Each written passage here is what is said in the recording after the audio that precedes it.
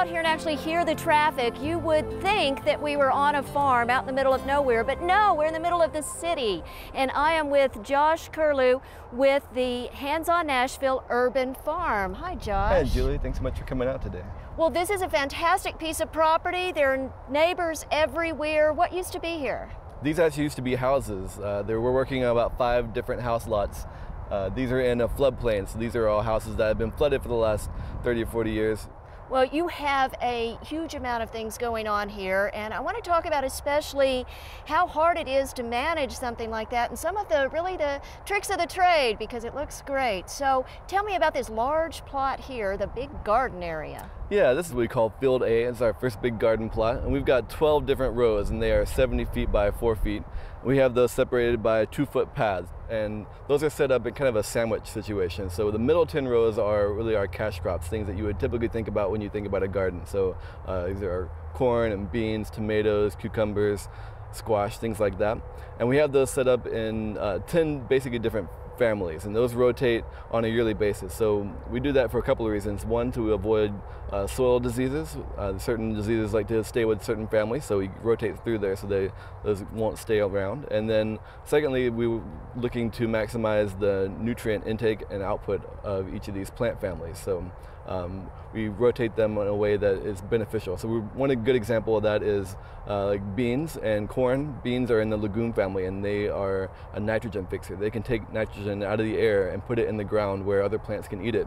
And corn is something that needs a lot of nitrogen. And so the year that we plant beans in one space, the corn will be right behind it. And so next year, the corn will be placed where the beans are growing. And so they'll have a lot of good nutrients ready for them the next spring. And then the outside rows, those are set up to be flowers and herbs and things that will stay in one place. So these are things that bring in beneficial insects.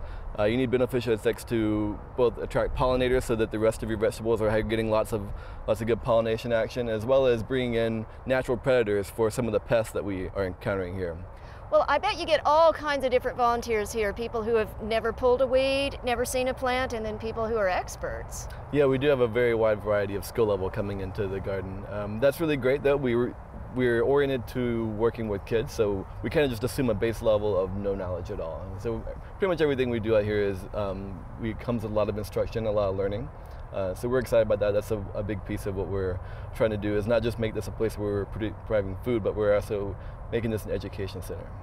Well, take a moment then and educate me, because I hadn't seen one quite constructed like this. You've got these great tomato cages. I want to steal this idea, but how did you do it? Yeah, so this is basically just concrete reinforcement. You can get this at any kind of home improvement store. And we got these cut them on the 3rd section there. So they're about about 1.5 feet long. And we've got these set up in a way that we've bend the ends to make our own little hinges. And then we fit them together, and so they come together and they form a little support structure there. And now it's kind of just as it slides in together, it's really nice and firm. And then we attach those to some U-posts, and we use these as our tomato cages. And these are really great because instead of having the circle cages like we typically do, and they have to store them all winter and they're taking up all that space, now we can just kind of fold these guys up, and they take up a lot less space in your storage compartment. Well, compost bins, you really have to have them, and there are so many ways to make them, and I really, really like this one. But first I want to talk about your mix. So what do you have in it? I see it's starting to heat up. Yeah, pretty much all we use here is pretty much 2 ingredients. We use wood chips to provide the carbon, and then we use spent brewery and distillery waste, all that used grain, to provide our nitrogen. And those are coming from our local sources here? Yeah, we pick up from Fat Bottom, it's a new brewery in East Nashville, and Jackalope in the Gulch area, and then we pick up from Corsair Distillery as well. Well, Nashville's really doing you good with a lot of great composting ingredients, and you're putting them to good use. Now, these compost bins, I think I like a couple of things about them. I really, really like this mesh here that gives a lot of air circulation. And then explain to me this ingenious way that you have to open them from any side. Yeah, so turning our compost is important because we need to make sure that we are keeping it at the right temperature and getting a lot of oxygen mixed in there to keep the decomposition aerobic instead of anaerobic. So what we do here is, since we have so many volunteers to help us turn it, we use a lot of pitchforks. So we have these set up. Our boxes are made with hinges, and we do that. We pop our hinges out, and we're able to actually swing this door out, and then we have access to be able to shovel our compost from one bin to the next. A very easily way to get that over there. And then when we're done, we just fold them back up, pop the pins back in, and then it's ready to be turned in for the next one over. Well, Josh, this is amazing. So 80 trees, 4 varieties. I see peach, pear, cherries. Yeah, we got some apricots as well. So that's just in this one section. Over the entire campus, we've got about 150 trees. But here in our food forest, we're looking at mostly 4 different varieties.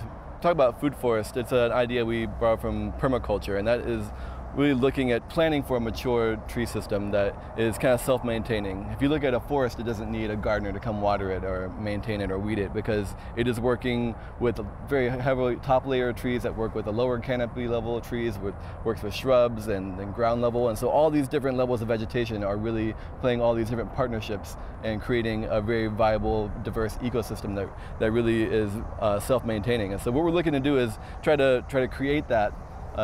Use the partnerships that nature has already shown us to be effective. We also want to tweak those so that we get something out of it ourselves. So instead of just having large, tall oak or maple trees, we want to have our top canopy. We want that to be producing food for us. So that's what this first level is just all fruit trees, and that will be our top layer canopy. Obviously, it will be a little shorter than a wild forest, but then after that, in another 5 or 10 years, we'll be able to plant our second layer of trees, and that will be things like blueberries, maybe some pawpaws, things like that will grow well in the understory kind of shaded areas. And then we'll be able to use that ground level to do some perennial vegetables. So we're excited about that. That's the long-term 20-30 year plan. So you have this really nice bowl shape underneath your tree.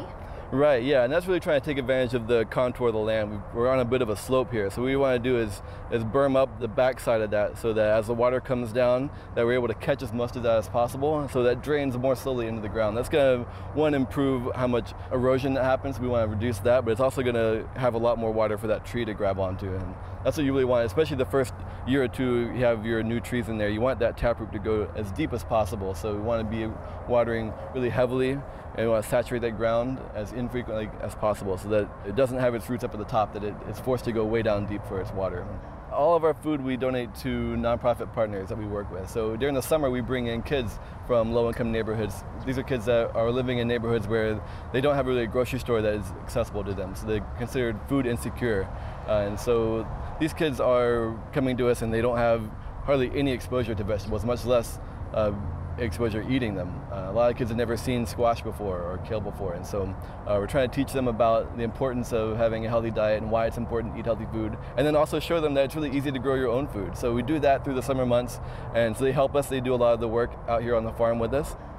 Well, you can learn all about the Hands on Nashville Urban Farm, what they have here, how to volunteer. Come out to the farm itself, located on Wimpole Drive. Take a look at the big community board and see what's growing. Walk around, look at the signs, and when you get inspired and want to volunteer, go to our website and sign up with Hands on Nashville to come out and do some digging and planting in the urban farm yourself.